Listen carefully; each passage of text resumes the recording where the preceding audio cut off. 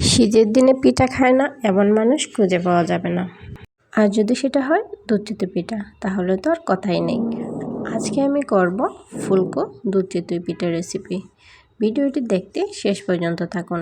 আমি এখানে নিয়েছি ফ্রিজে থাকা 1.5 কাপ চালের গুঁড়ো। যারা আমার চ্যানেলটি সাবস্ক্রাইব করেননি প্লিজ সাবস্ক্রাইব করে নিন। এখন দিয়ে দেব সামান্য পরিমাণ লবণ, দিয়ে সামান্য একটু মিশিয়ে নিব। মেশানো হয়ে গেলে তাতে দিয়ে দিব ঠান্ডা পানি। আমি এখানে নর্মাল তাপমাত্রার যে পানিটা, সে পানিটাই দিয়ে দিব। এখানে আমি 1/2 কাপের মতো পানি ব্যবহার করেছি।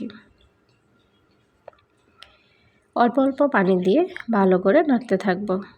একসাথে পানি দিলে বেশি পাতলা হয়ে যেতে পারে ব্যাটারটা, তাই অল্প অল্প করে পানি দিবেন।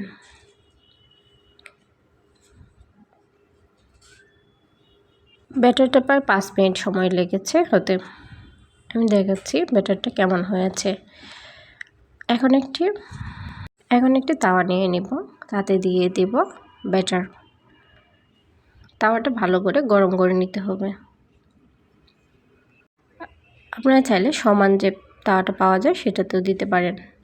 এখন 3 মিনিটের জন্য একটি ঢাকনা দিয়ে দিব। চুলার আঁচটা একটু মিডিয়ামে রাখার চেষ্টা করবেন, একবারে কম বা বেশি দিতে যাবেন না, তাহলে ফুলবে না। 3 মিনিট পর ঢাকনা খুলে দেখুন কতটুকু ফুলকো এবং সুন্দর হয়েছে। এখন আমি একটি পিঠা ভেঙে দেখাচ্ছি যে ভিতরে কতটুকু লেয়ার হয়েছে। এখন একটি পাত্রে নিয়ে নেব 1.5 কাপের মতো গরুর দুধ।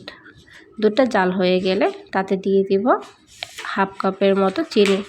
চিনিটা স্কিপ হয়ে গিয়েছে। এখন দিয়ে দিব 2টা এলাচ, 1টা দারুচিনি এবং 1টি তেজপাতা দিয়ে আর 5 মিনিটের মতো জাল করে নেব। দুধটা যখন হালকা একটু ঘন হয়ে আসবে তাতে দিয়ে দিব পিঠাগুলো দেওয়া হয়ে গেলে আরও 2 মিনিটের মতো জাল করে নেব।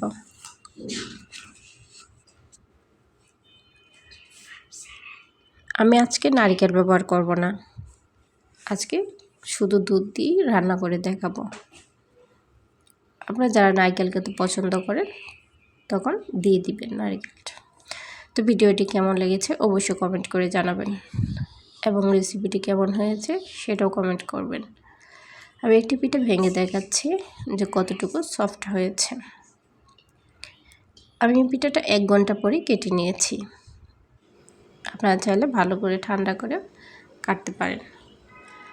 ভিডিওটি শেষ পর্যন্ত দেখার জন্য অসংখ্য ধন্যবাদ।